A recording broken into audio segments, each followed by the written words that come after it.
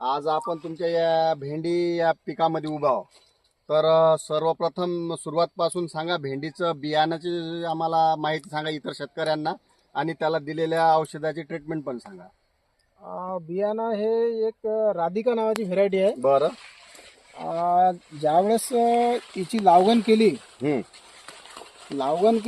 त्यावेळेस आहे की नाही, लागवण करायच्या आधी मी जे समजा कास काढलं होतं, बरं. त्याच्यात मी हे जे भुविटा खत आहे AWPL कंपनीचं, बरं. हे मी समजा अर्ध्या एकरात मी एक बॅग टाकली. बरं.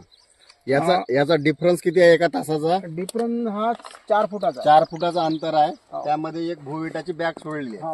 त्याच्यानंतर लागवड केली. त्याच्यानंतर मग मी लागवण केली. बरं. त्याची लागवड किती तारखेला केली?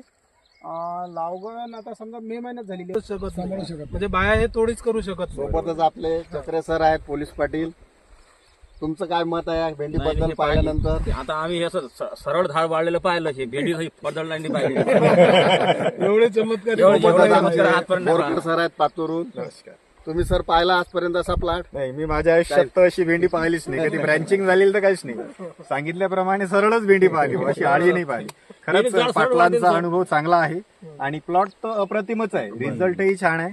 परत त्यांनी जे सांगितलं की बा कमी पैशात जास्त उत्पन्न कसं घ्यायचं आणि शेतकऱ्याच्या खिशात थोडा पैसा वाचेल, परत त्याचं उत्पन्न वाढेल.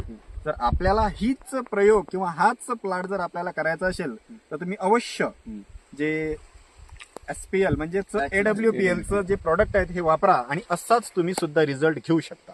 सोबतच आमचे गुरु बेलोकार सर ते पण आहेत. सर, तुम्ही आजपर्यंत बघितला असा प्लॉट?